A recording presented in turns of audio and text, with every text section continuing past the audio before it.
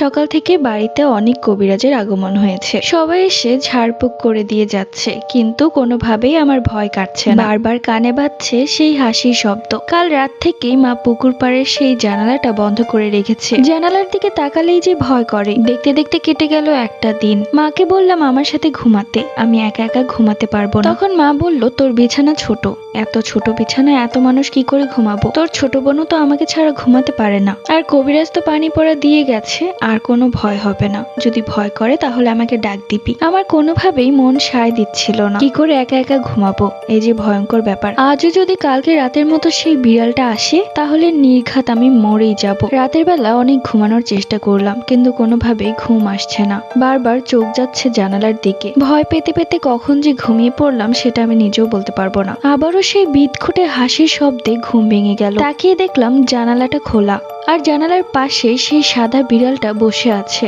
আমার দিকে তাকিয়ে হাসছে। বিড়ালের চেহারাটা কেমন যেন অদ্ভুত। এর আগেও আমি অনেক বিড়াল দেখেছি, কিন্তু এরকম চেহারার বিড়াল আমি কখনোই দেখিনি। যত শক্তি আছে তা দিয়ে মাকে ডাকার চেষ্টা করলাম, এমনকি জোরে জোরে চিৎকার করে মাকে ডাকছি, কিন্তু আমি দেখলাম কোনো শব্দই বের হচ্ছে না আমার গলা দিয়ে। কিন্তু চিৎকার করতে করতে যেন আমার গলা দিয়ে রক্ত বের হয়ে যাবে এমন অবস্থা। কিছুক্ষণ পর দেখলাম সেই বিড়ালটা হেঁটে হেঁটে আমার বিছানার উপরে এসে বসলো, একদম আমার পায়ের কাছে এসে।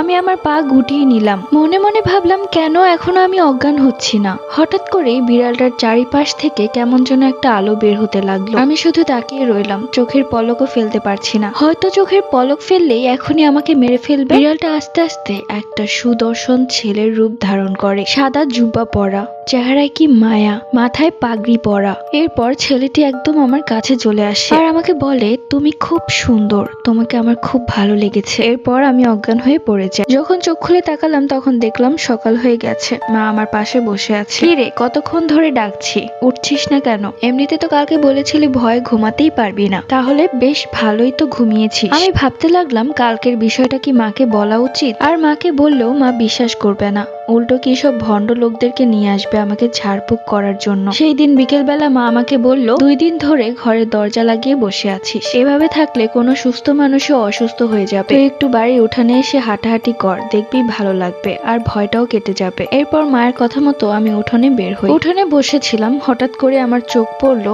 আম গাছের দিকে। দেখলাম আম গাছের ওপর সেই সাদা বিড়ালটা বসে আছে, আর আমার দিকে এক দৃষ্টিতে তাকিয়ে আছে, এমন ভাবে তাকিয়ে আছে যেন আমাকে চেনে। আমি কেন যেন আস্তে আস্তে 1 পা 2 পা করে সেই আম গাছের দিকে যেতে লাগলাম। আমার মনে হচ্ছিল আমার নিজের কোনো শক্তি নেই, কেউ আমাকে টেনে নিয়ে যাচ্ছে। বিড়ালটার একদম সামনে চলে যায়, আর তখনই বিড়ালটা আমার গালে খামচি দেয়, সাথে সাথে অজ্ঞান হয়ে যায়।